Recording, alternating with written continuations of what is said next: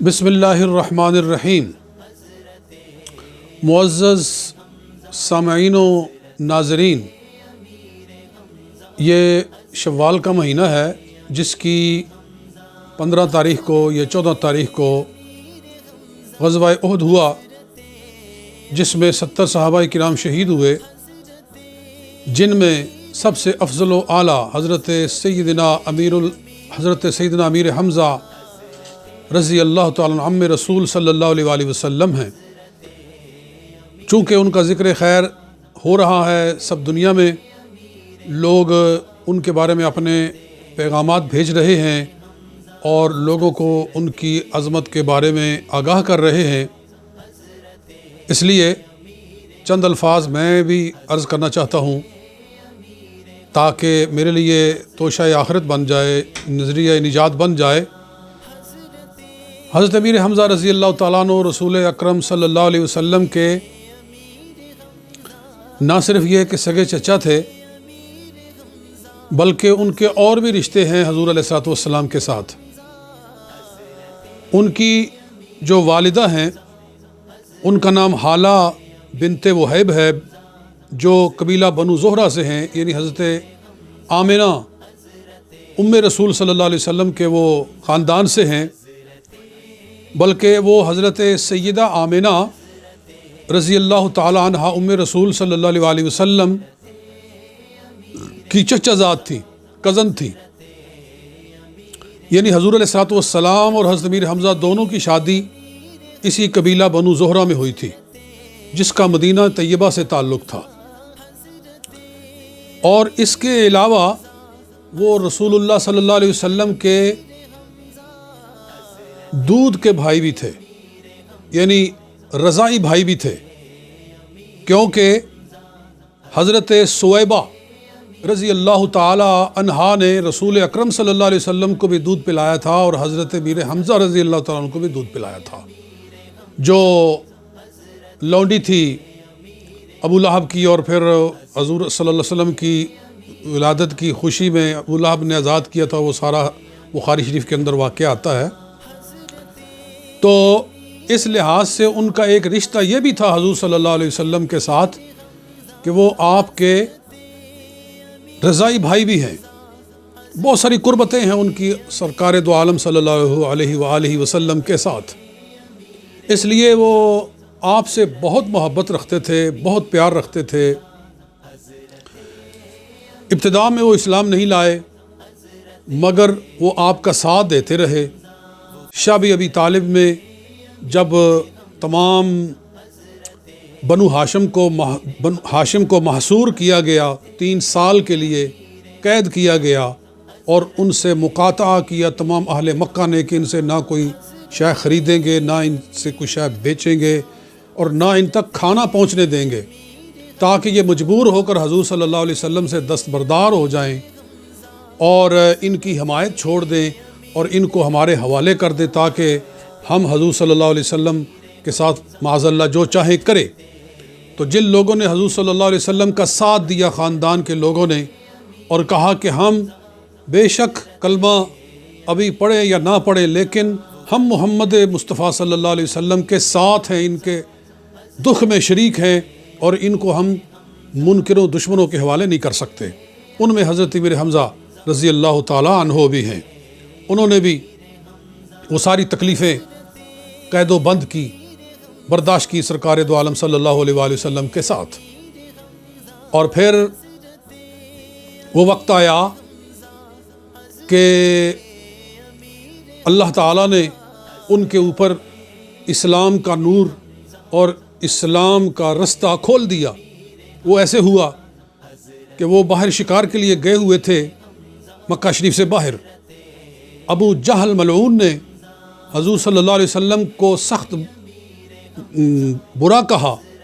بہت آپ کو اذیت پہنچائی۔ ایک عورت سن رہی تھی۔ جب حضرت امیر حمزہ واپس آئے تو اس عورت نے بتایا کہ آج ابو جہل نے تمہارے بھتیجے کو محمد صلی اللہ علیہ وآلہ وسلم کو بہت برا کہا ہے، بہت تکلیف پہنچائی ہے اور ان کو بہت پریشان کیا ہے۔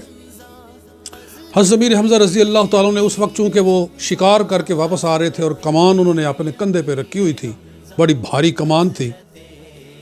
غصے سے بھر گئے کہ اس خبیث کی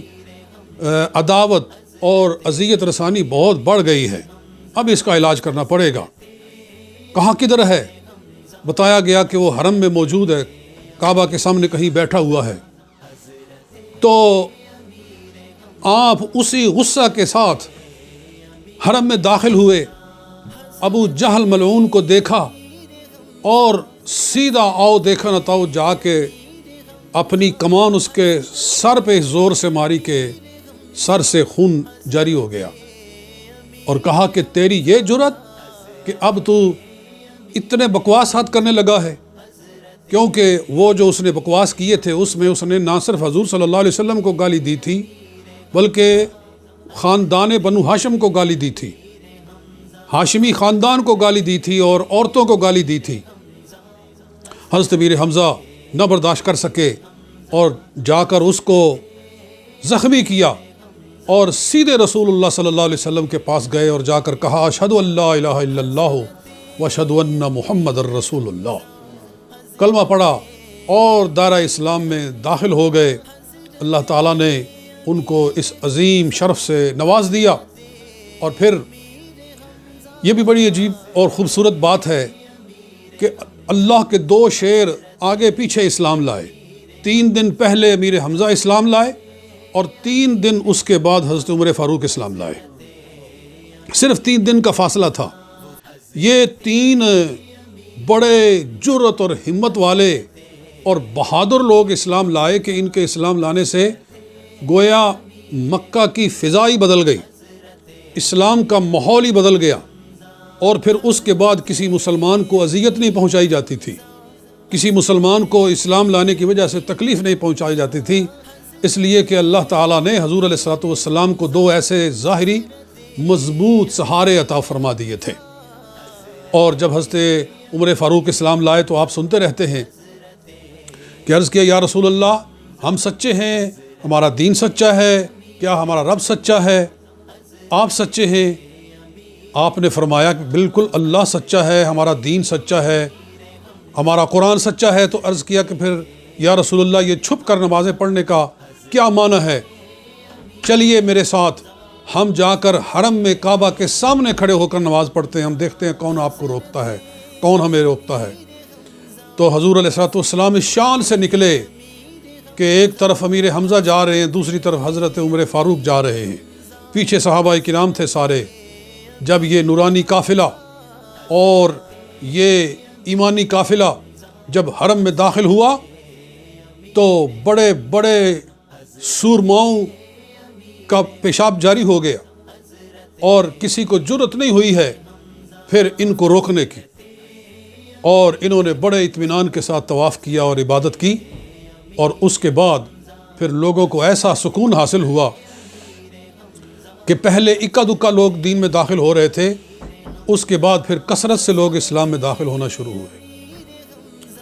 اور میں نے اپنی سیرت النبی سیرت طیبہ کے نام سے میں کتاب لکھ رہا ہوں، اس کے اندر میں نے یہ لکھا ہے کہ یہ دونوں شیروں کا اسلام لانا، حضرت امیر حمزہ کا اور حضرت عمر فاروق کا رضی اللہ تعالیٰ عنہما، یہ حبشہ کی دونوں ہجرتوں کے درمیان میں تھا، ان دونوں کے ان بٹوین تھا۔ اس سے پہلے بھی ایک ہجرت ہوئی تھی اور پھر اس کے بعد دوسری ہجرت ہوئی۔ پہلی ہجرت کے اندر صرف 12 آدمی شریک ہوئے اور وہی چند مسلمان تھے جو ہجرت کرنے پر مجبور ہوئے تھے، اور پھر اس کے بعد دوسری ہجرت ہوتی ہے تو 80 سے زیادہ لوگ ہجرت کے لیے جاتے ہیں، یعنی مسلمانوں کی تعداد میں اتنا اضافہ ہو گیا تھا۔ تو دوستان گرامی، عرض یہ کر رہا ہوں کہ یہ حضرت امیر حمزہ رضی اللہ تعالی عنہ ہیں۔ پھر آپ ہجرت کرتے ہیں، مدینہ طیبہ پہنچتے ہیں اور غزوہ بدر ہوتا ہے، اس میں آپ اس شان سے شریک ہوئے کہ پہلے 3 مجاہدین جو میدان جنگ کے اندر قدم رکھتے ہیں اور جن کے ذریعے جہاد کے سلسلے کا آغاز ہوتا ہے اور جن کے ذریعے غلبہ اسلام کی بنیاد رکھی جاتی ہے، وہ 3 افراد جو سب سے پہلے نکلنے والے ہیں اللہ کی راہ میں جہاد کے لیے، ان میں حضرت امیر حمزہ رضی اللہ تعالیٰ عنہ شامل ہیں، اور مولا علی شیر خدا رضی اللہ تعالیٰ عنہ، اور حضرت عبیدہ بن حارث رضی اللہ تعالیٰ عنہ۔ یہ 3 افراد حضرت امیر حمزہ رضی اللہ تعالیٰ نے اپنے مد مقابل شیبہ بن ربیعہ کو بس پلک جھپکنے کے اندر اس کے 2 ٹکڑے کر کے رکھ دیے، اور اس کے بعد پھر انہوں نے عتبہ بن ربیعہ کے قتل کے اندر بھی حضرت علی رضی اللہ تعالیٰ کے ساتھ شرکت فرمائی۔ تو ان کے ہاتھوں سے غلبہ اسلام کی بنیاد رکھی گئی ہے، ان کے ہاتھوں سے سلسلہ جہاد کو شروع کیا گیا ہے۔ تو قیامت تک جتنا جہاد ہو رہا ہے، قیامت تک مجاہدین اسلام جتنے دشمنان اسلام کو فنا فی النار کر رہے ہیں، واصل جہنم کر رہے ہیں، ان سب کے ثواب کے اندر امیر حمزہ رضی اللہ تعالیٰ عنہ شریک ہیں۔ یہ بہت خوبصورت بات ہے، کیونکہ حضور علیہ السلام نے فرمایا من سن فی الاسلام سنتا حسنتا فلہ اجرہا واجر من عمل بہا الی یوم القیامۃ من غیر ان ینقص من اجورہم شیء او کما قال رسول اللہ صلی اللہ علیہ وآلہ وسلم۔ تو یہ شان امیر حمزہ رضی اللہ تعالیٰ۔ پھر اس کے بعد ہجری 3 کے اندر غزوہ احد ہوتا ہے۔ غزوہ احد کے اندر آپ بڑی شان کے ساتھ شریک ہوتے ہیں۔ آپ کو اسد اللہ و اسد الرسول ہی کہا جاتا ہے، اللہ کا شیر اور اس کے رسول کا شیر۔ آپ نے بڑی بے جگری کے ساتھ جہاد کیا، لڑائی کی، بہت سے کافروں کو مارا، اور پھر آپ وحشی کہ اس بھالے کے ذریعے شہید ہوئے کہ جو اس نے انتہائی خفیہ طریقے سے مارا، وہ آپ کے سینے میں لگا اور آپ کی پشت سے نکل آیا اور آپ گر گئے۔ اور پھر کفار نے نہ صرف یہ کہ آپ کو شہید کیا، بلکہ آپ کے چہرے کا مسلح کر دیا گیا، اور تمام شہدائے احد کا مسلح کیا گیا، جبکہ اسلام اس چیز سے منع کرتا ہے۔ اسلام کہتا ہے کہ بے شک دشمن اسلام کو مارو، لیکن یہ چہرہ اللہ کی تخلیق ہے، اللہ کی بنائی ہوئی ایک صورت ہے، اس کو نہ بگاڑو، اور دشمنوں کی لاشوں کا بھی مسلح کرنے کی اسلام اجازت نہیں دیتا۔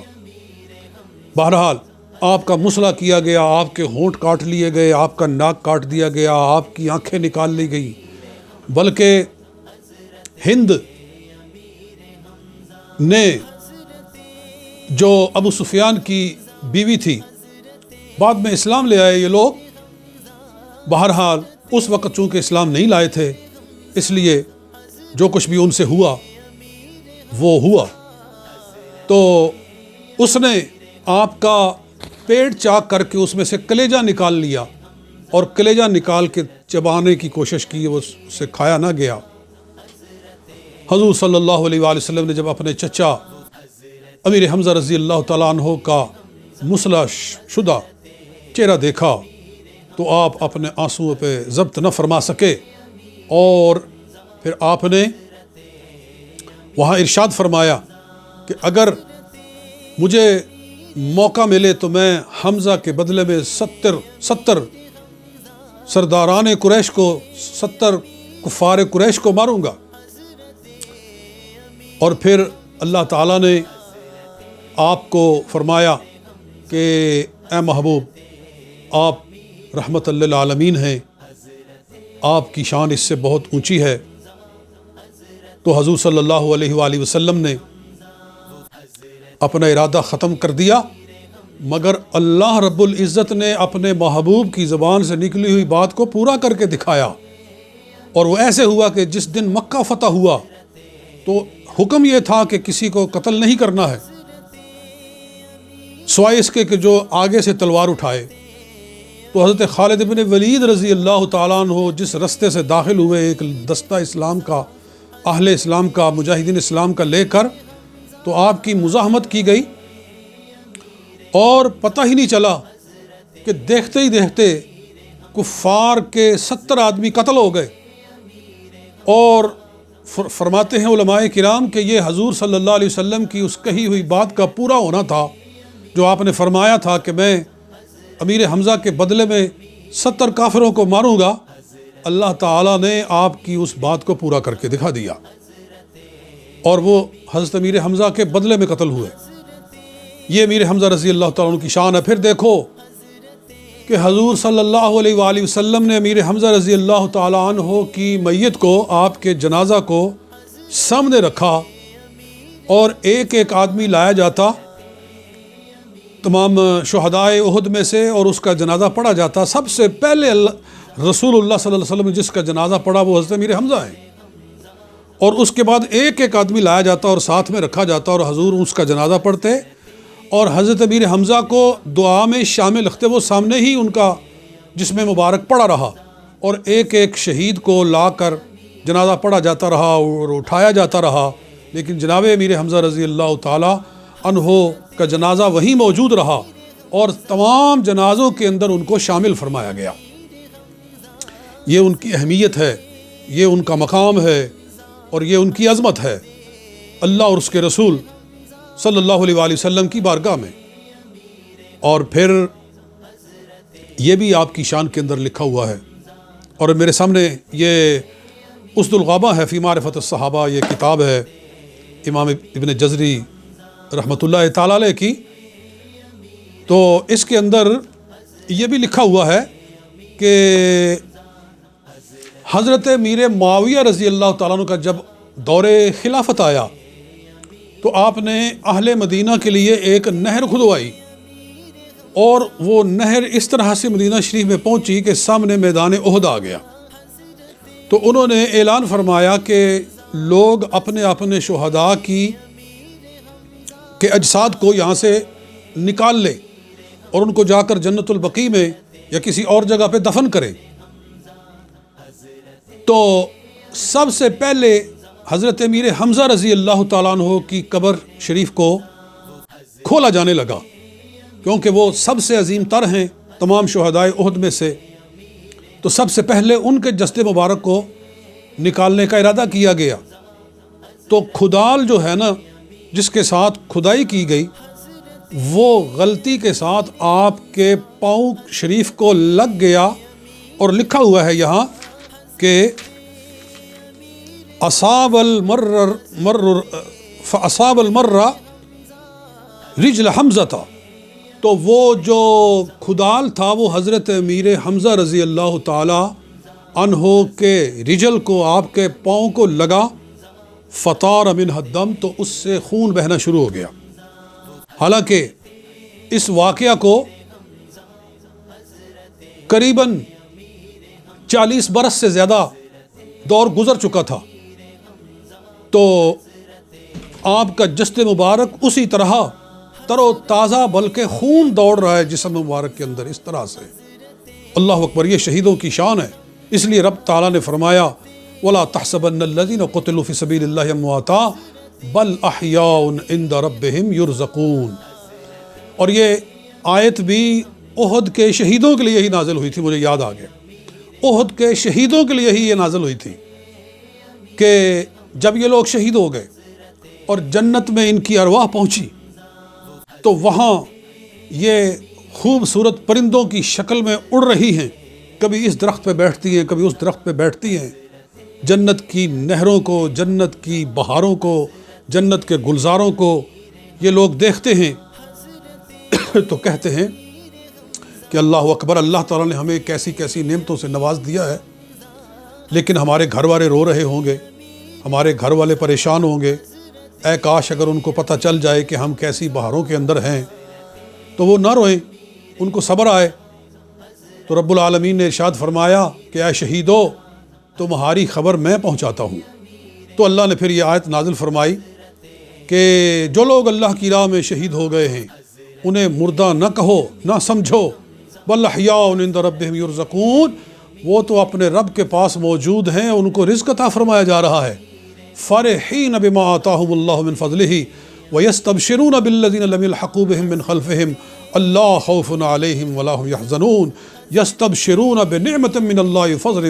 وان اللہ لا یضیع اجر المحسنین۔ یہ ساری آیتیں ان شہیدوں کے لیے نازل ہوئیں کہ رب نے فرمایا وہ زندہ ہیں، خدا ان کو رزق عطا فرما رہا ہے، اور وہ بشارتیں سنا رہے ہیں ان لوگوں کو جو ابھی ان کے پاس نہیں پہنچے ہیں کہ ڈرو نہیں، ہمارے رستے پہ چلو، جس رستے پہ ہم نے چل کر جان دی ہے تم بھی دین کی سربلندی کے لیے جان دے کر دیکھو، پھر کیسی حیات جاودانی اللہ تمہیں عطا فرماتا ہے۔ تو یہ امیر حمزہ رضی اللہ تعالیٰ عنہ ہیں، چند الفاظ میں نے ان کی خدمت میں اپنی طرف سے پیش کیے ہیں۔ اللہ تعالیٰ ان کو میرے لیے ذریعہ نجات اور توشہ آخرت بنائے، اور سیدنا امیر حمزہ رضی اللہ تعالیٰ عنہ کی روز قیامت ہمیں شفاعت نصیب فرمائے۔ بہت مرتبہ اللہ تعالیٰ نے ان کی قبر مبارک پر یعنی احد کے میدان میں حاضری کا شرف عطا فرمایا ہے۔ اللہ تعالیٰ مزید بار بار یہ سعادت نصیب فرمائے۔ وآخر دعوانا ان الحمد للہ رب